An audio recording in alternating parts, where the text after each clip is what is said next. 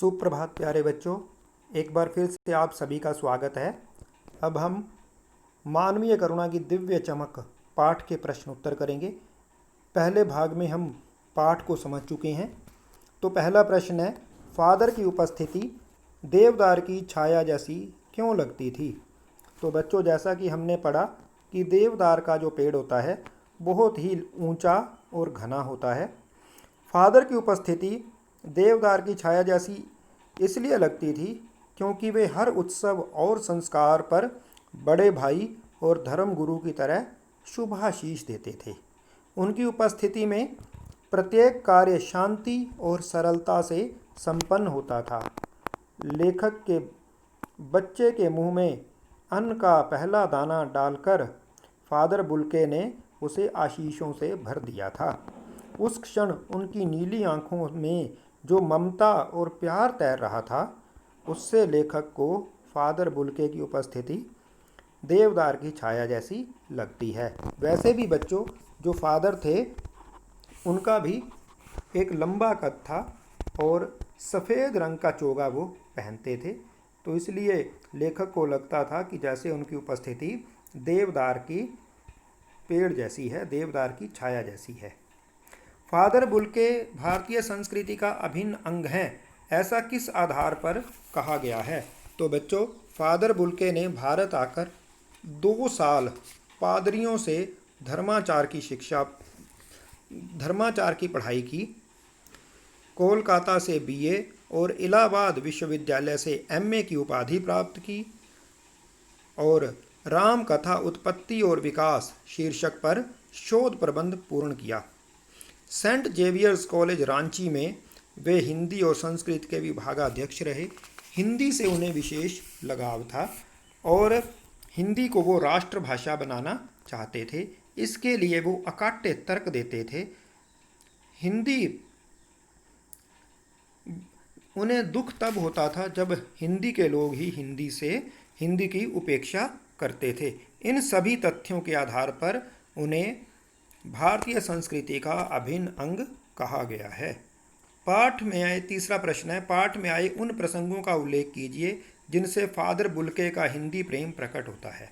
तो बच्चों, हमने अभी ऊपर वाले पाठ में भी पढ़ा है, ऊपर वाले प्रश्न में भी, कि फादर बुल्के ने हिंदी में एमए किया और राम कथा उत्पत्ति और विकास विषय पर उन्होंने अपना शोध प्रबंध किया, जो कि पीएचडी के लिए था। इसके बाद उन्होंने ब्लू बर्ड, मातरलिंग के एक नाटक ब्लू बर्ड का हिंदी में नील पंछी नाम से अनुवाद किया।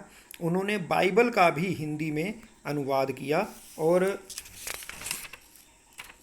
एक शब्दकोश तैयार किया जो कि अंग्रेज़ी से हिंदी में था।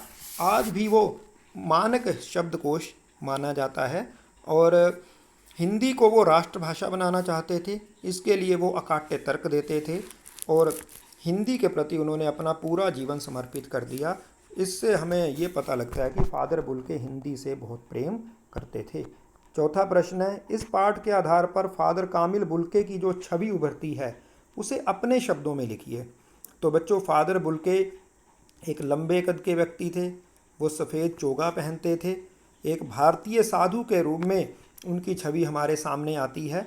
वो जन्मे जरूर यूरोप के रेम्स चैपल शहर में थे, लेकिन उन्होंने भारत को अपनी कर्म भूमि बनाया।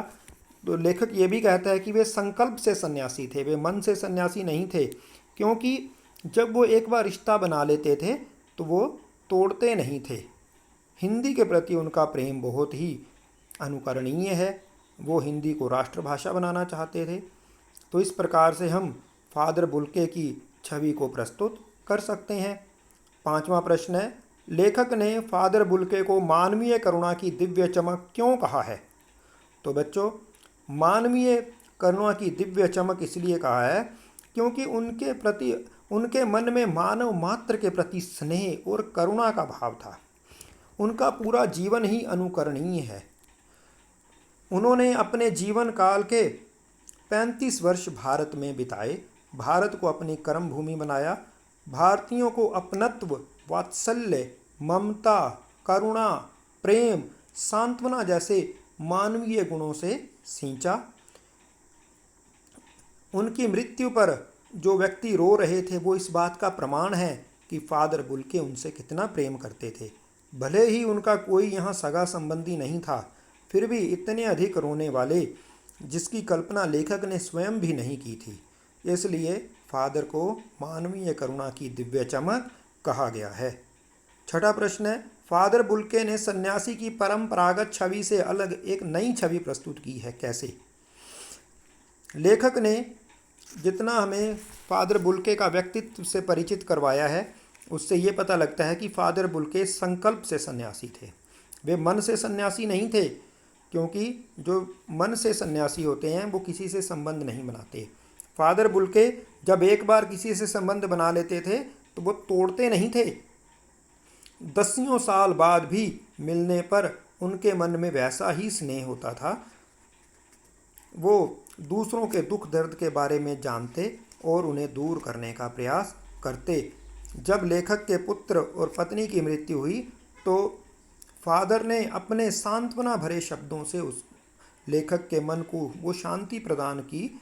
इसलिए लेखक ने कहा है कि फादर बुल्के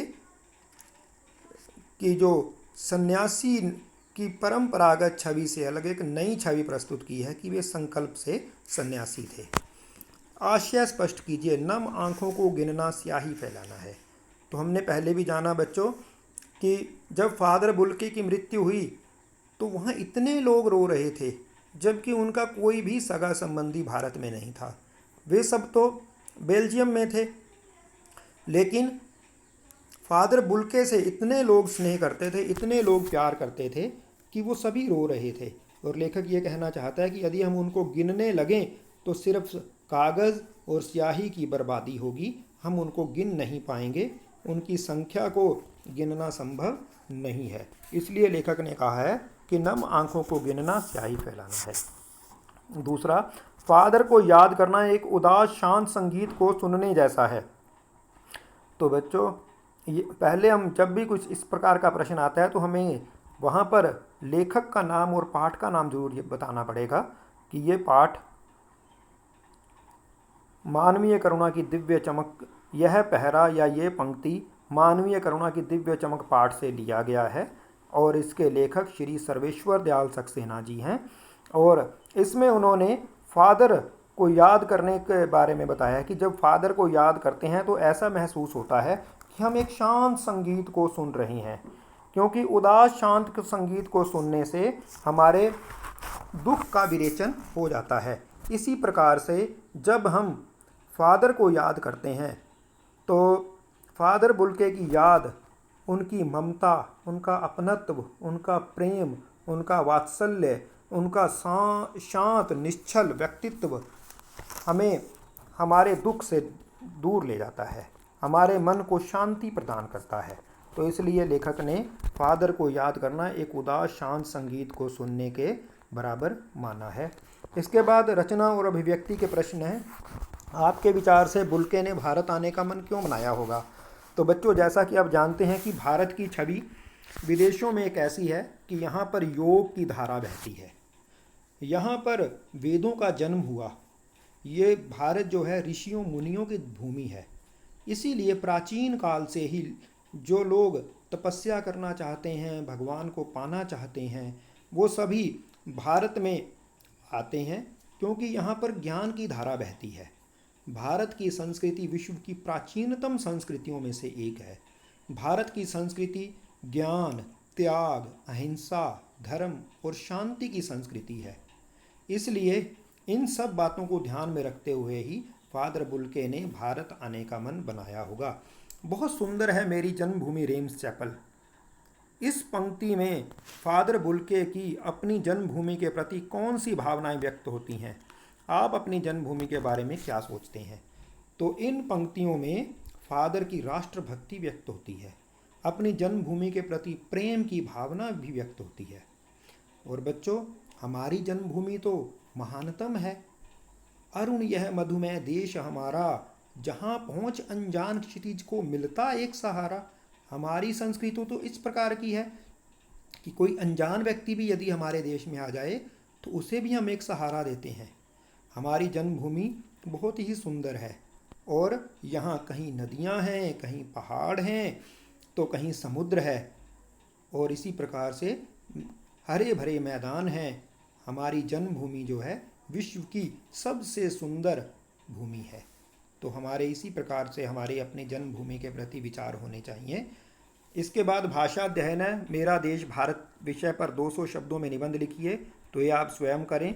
एक पत्र है कि आपका मित्र हडसन एंड्री ऑस्ट्रेलिया में रहता है और उसे गर्मी की छुट्टियों के दौरान भारत के पर्वतीय प्रदेशों के भ्रमण हेतु निमंत्रित करते हुए पत्र लिखिए। ये एक अनौपचारिक पत्र है जो आप स्वयं लिखिए। और वाक्यों में समुच्चय बोधक छांटने हैं।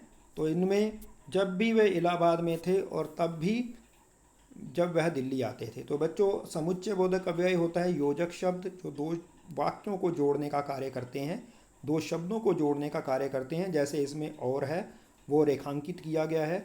माँ ने बचपन में ही घोषित कर दिया था कि लड़का हाथ से गया। तो बच्चों, ये जो है इसमें की योजक शब्द है। वे रिश्ता बनाते थे तो तोड़ते नहीं थे। इसमें तो जो है वो योजक शब्द है। उनके मुख से सांत्वना के जादू भरे दो शब्द सुनना एक ऐसी रोशनी से भर देता था जो किसी गहरी तपस्या से जन्मती है। तो इसमें जो शब्द जो है ये दो वाक्यों को जोड़ रहा है। पिता और भाइयों के लिए बहुत लगाव मन में नहीं था, लेकिन वो स्मृति में अक्सर डूब जाते। तो ये लेकिन जो है ये दो वाक्यों को जोड़ने का कार्य कर रहा है। बच्चों, ये उच्च चिंतन कौशल संबंधी प्रश्न है, ये आप स्वयं करें। यदि आप फादर बुल्के की जगह होते तो वही करते जो उन्होंने किया या कुछ और, विवेकानुसार उत्तर दें। तो बच्चों, ये आप अपने विवेक से उत्तर देंगे कि यदि आप फादर बुल्के की जगह होते तो अपना देश छोड़ के किसी भारत में आते या नहीं आते, या आपको कोई और देश अच्छा लगता वहाँ जाते या नहीं जाते। इसके बाद है पाठ का शीर्षक मानवीय करुणा की दिव्य चमक है। आप इसे अन्य क्या शीर्षक देना चाहोगे? अपने शीर्षक की सार्थकता पर प्रकाश भी डालें। और इसके बाद तीसरा प्रश्न है, इस संस्मरण को पढ़कर आपको क्या सीख मिली? अपने विचार व्यक्त करें। तो बच्चों, ये पाठ हमारा पूरा हो गया। मैं यही उम्मीद करता हूँ कि ये आपको समझ में आया होगा। यदि आपको कोई कठिनाई हो तो नीचे कमेंट बॉक्स में अवश्य कमेंट करें। आपका दिन शुभ रहे। धन्यवाद।